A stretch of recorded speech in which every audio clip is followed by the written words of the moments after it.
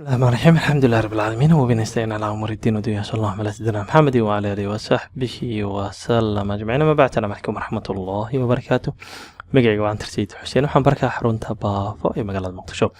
waxaan soo wadnay barnaamijkeeni Excel analysis waxaan taagana warqad ay ku qoran tahay L29 oo cashirkii 29aad ee kooraska. cashirkeena waxaan baranaynaa in Power Query-ga aan keeno data formatkeeda ama nooceeda uu yahay CSV. CSV waxa laga wadaa comma separated files. waa data u dhaxayso comma ayaa u dhaxaysa. marka kaas ay rabnaa Power Query-ga keena soo nadiifina kadibna aan pivot table-ka ku analyze gareyno oo warbixin dhameystiran aan ka soo saarno. haddaba datadaas formatkaas u diyaarsan CSV file-ka loo yaqaano horta waa lagu soo diro wixii kugu jiraan qaybta materialka waa soo degsanaysaa hadii la raado. marka soo dejisid computerkaaga meel gaar ayuu ku soo dhici doonaa, qaybta downloadska ayuu ku soo gali doonaa. marka desktop-kaaga imaanaysa this busy-gana laba jeer gujinaysa ama calaamada jeer computerka downloadskaas laba jeer sii gujinaysa meeshan ayuu soo gali doonaa hadii la raado. horey waxaan soo isticmaalay private or public aan soo aragnay. markaan file-kan ayaan isticmaalaynaa items amba CSV ayaan isticmaali doonaa. haddaba laba jeer ayaan gujinayaa. dabcan notepad-ga ayaan ku kiciyay amba waxaa samayn kartaa right click ayaa taabanaysaa open with ayaa leedahay notepad ayaa ku kicinaysaa. notepad-ga markaa ku kicisid dabcan data saanay u eg tahay. haddaa fiirisid datadan waxa kala jarjaraya amba waxa kala reereebayo waa comma waay. marka waa comma separated files. marka waxa kala qaadayo datada comma waay. uma diyaarsana table amba column uma diyaarsano. wixii marka comma ayaa lagu kala qaaday. date-ka waa kana productiga markii la imaado comma kadibna productiga unit-ka sidoo kale comma price-ka comma sales rep-ka comma region-ka oo waliba magaaladii iyo waliba gobolkii uu israacsan yahay oo aan kala qaadi doono hadii la raado hadhow aan kala goy doono laba column aan ka dhigi doono. marka waxaan rabnaa inaan soo qaadno file-kan kadibna Power Query-ga keeno inta wixii ka dambeeya nadiifino habayno diyaarino pivot table-ka sidaas aan ugu soo celino. marka waxaan sameyn doonaa kor ayaan ka xiri doonaa Excel-kayga ayaan kusoo laabanayaa. meeshan ayaan hadii la raado aan ka soo qaadi doonaa downloadska waxaan keeni doonaa markaas soo habayno file-kan hadda Excel-ka warqada L29. marka waxaan imaanayaa data inta wixii ka dambeeyana waxaan taaban karaa from text amba CSV file. haddii text uu yahay kana isticmaala, haddii CSV file uu yahay kana isticmaalaysaa. haddii aad fiirisid noocyo kala duwan oo daatooyin la soo qaadi karaa. get data oo kale hadaa imaadid from file oo kale waa kana text or CSV meeshan ayuu kugu jiraa oo ka soo qaadi kartaa.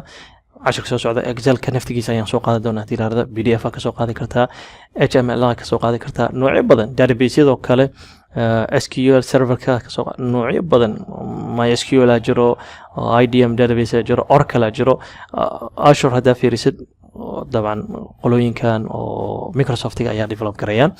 online-ka waa ka soo qaadi kartaa. marka meelo badan ayaa daatooyinka ka soo qaadi kartaa. wixii ku xirantaa database-ka aqoonta u leedahay iyo barnaamijka aragtida datada inaad ka soo qaata ama database-ka ka soo qaadaysa nooca uu yahayna waa inaad taqaanaa.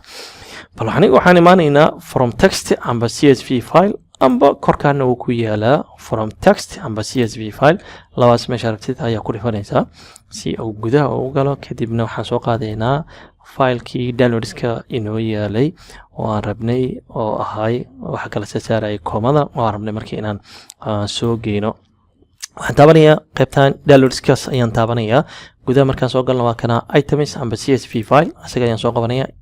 guduhu soo galay import ayaan leeyahay soo qaad. wuxuu toos u keenayaa Power Query-ga waana meesha aan rabo in aan falanqaynta aan ku sameyno. meeshan ayaan ku kala dhigdhigi doonaa hadii la raado. marka Power Query-ga ayaan soo dhex keeni doonaa. wuxuu iga baahan yahay nadiifin yar iyo habeyn. wuxuu soo qabsanayaa itemada ugu horeysa amba 200 wuu fahmayaa comma inuu dhaxay denominator-ka amba waxa kala saarayo. wuu qiyaasay date-ka iyo waliba productiga unit-ka price-ka sales person-ka region-ka inaan kala saarna u baahan doonaa. marka waxaan taabanaynaa load ma taabanayay transform data ayaan leeyahay. weli habeena ayuu ku dhiman. waxaan rabaa marka in Power Query-ga editor-ka aan geysto meeshan aan ku soo habeeyo. marka hore magac ayaan ka bedeli doonaa. magac ayaan u bixi doonaa qaybta name-ka ee property-ga hoos imaanayo. waxaan sameynayaa harka ayaan saarayaa. magac ayaan ka bedelayaa. waxaan leeyahay sales data enter ayaan taabanayaa. magac ayaan ka bedelnay. wuxuu sameynayaa steps ayuu soo qaadayaa. stepskaas waxaa kamid ah in uu markii uu keenay source-ga oo soo qaaday wuxuu sameeyay column-kan oo ah column-ka ugu horeeya amba qaybta ugu horeysa leadka projectiga wuxuu sameynayaa magacay u qaadanayaa sababtoo column 2 lama qaadan karo automatically hore ka fahmay wuxuu sameeyay promote headers wuxuu sameeyay marka row ugu horeeyay ayuu wuxuu ka dhigay title-ka column walbo kadibna wuxuu sameeyay change type macnaha wuxuu bedelay noocyada ayuu bedelay taariikhda kale si sax ah u qaatay projectiga ABC ayuu qaatay unitka wuxuu qaatay number price ka sidoo kale wuxuu qaatay number sales person ka wuxuu qaatay qoraal region kan qoraal ayuu qaatay waa so far so good aad u fiican laakiin hadaa fiirsi column kan region ka waxa isa saaran gobolkii iyo waliba waxay saaran magaaladii marka kala qaadayna hal mar ayaan gujinaya inta wax ka dambeeyana waxa imaanaya home split column ayaan taabanaya kadibna by delimiter ayaan isticmaalaya amba right click iyo taaban kartaa inta wax ka dambeeyana waxay soo raadinaysaa split column by delimiter ayaan taabanaya delimiterka u dhaxeeya wuxuu noqonayaa space iyo slash space marka kaas ayaan isticmaali doonaa marka wax yar haddaan dhinaca u sakeeyo marka waxa u dhaxeeya space slash space marka waxaan leeyahay custom inaan u sheegaan rabaa space slash space ayaan taabanaya inta wax ka dambeeyana waxaan ku dhaafayaa age currency of the delimiter meel kasta oo delimiterka ka muuqanayo waa ina kala goynta ku salaysaa inta wax ka dambeeya okay ayaan taabanaya automatically hore ka kala jaro wax yar dhinacana u soo soconaynaa kan waxaan ka dhigi doonaa city-ga waxaan leeyahay waa city magac ayaan ka bedelayaa double click ayaan siinayaa enter ayaan taabanaya si magacaan uga bedelo automatically hore ayuu wuxuu ka keenayaa waxa loo yaqaan inaan magacan ka bedelnay rename column ayuu leeyahay kan laba joor ayaan gujinayaa waxaan ka dhigayaa region gobolkii ayaan ka dhigayaa inta wax ka dambeeyana enter ayaan leeyahay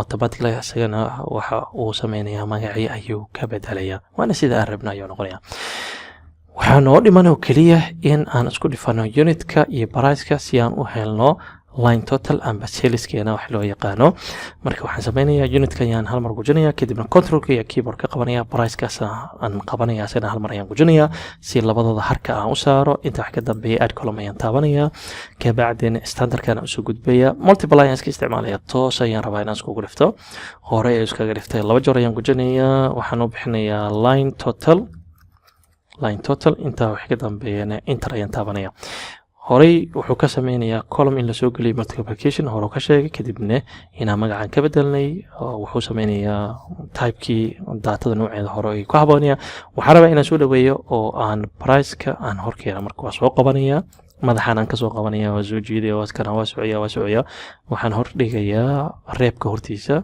si labada markii la isku dhifto totalka qaabkaas uu noqdo waxaan u maleynayaa wax walbaba hadda waa okay sidaan ayaan ku wareejinaya waa soo nadiifinay marka waxaan leedaynaa home-ka ayaan imaanaya waxaan rabaa inaan Excel-ka la aado pivot table-ka gudihiisa aan ku soo shubo hal mar ayaan gujinaya fanaxdaas load close and load 2 ayaan taabanaya wuxuu weydiinayaa meesha aan dhigi doono waxaan leeyahay pivot chart-ga ayaan rabaa inaan dhigo marka toos ayaan pivot chart-ga u geenaya table ahaan uma dhigay waxaan rabaa gudaha inaan geliyo adiga haddaadan haysan waa inaad table u dhigataa kadibna pivot table-ka ka samaysaa warqadda aan taaganahay meel kamid ah rabaa inaan dhigo warqadda waxaan leeyahay xoogaa yar oo isku soo dhaweynayaa inta ayaan rabaa inaan dhigo inta wax ka dambeeya okay aan taabanaya horey waxa ka soo baxayo pivot table-kii iyo query-ga oo iswato automatically hore ka soo baxayaan waa iskor fuulayaan kan wuxuu noqonayaa query and connection kan wuxuu noqonayaa pivot table-kii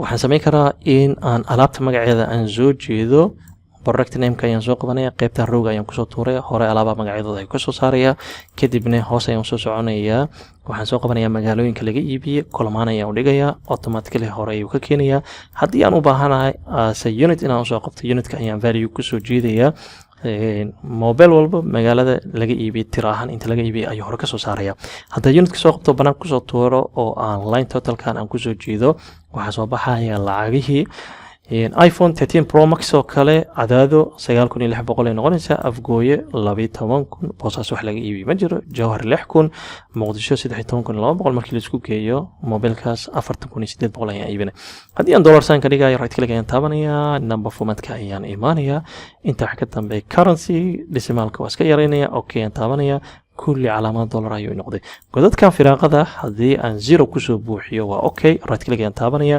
kadibna pivot table options-ka ayaan taabanaya for empty cells waxaan leeyahay 0 iisoo geli okay ayaan taabanaya automatically hore ayuu 0 kasoo dhigaya sitiga waa ka siibi karaa meesha sales person kan kusoo bedeli karaa si aan u ogaano mobile walbo cidda iibisay inta ay ka iibisay hadda rabo inaan is hoos keeno dabcan waxaan sameynayaa sales person ka ayaan keenayaa kor qaybta rowga productiga hoose ayaan u riixayaa si aan u aragno antaro kale mobiladan inta uu ka iibiyay sidoo kale qadiijo inta ka iibisay lacag ahaan tira ahaan hadda rabnaa inaan ogaano value-ga ayaan meeshan ka tuuraynaa kadibna unitiska ayaan soo qabanaynaa waxaan kusoo jiidanaa qaybta value-ga waxaan helaynaa antar mobilkan iPhone 13 Pro Max tirada uu ka iibiyay ayaan helaynaa marka qaabkaas waxay noqonaysaa wixii casharada aan ku soo barnay analysis-ka aan sameeynay mar badan oo soo aragnay nidaamkaaga ayaa raacaysa almuhim wixii hadii format kale ay ku imaadaan oo Excel-ka gudihiisa aadan ku falanqeyn karin waa ina Power Query-ga la imaada soo habaysa kadibna Excel-ka aad keenta marka Power Query-ga wuxuu noqonayaa cleaner waxa ayaa lagu nadiifiyaa ما تشاء الله تعالى انت سيان كواكننا ماشان ان كسي ودنا 10 سو ساعه دي لا سبحانك اللهم وبحمدك اشهد ان لا اله الا انت استغفرك واتوب اليك السلام عليكم ورحمه الله وبركاته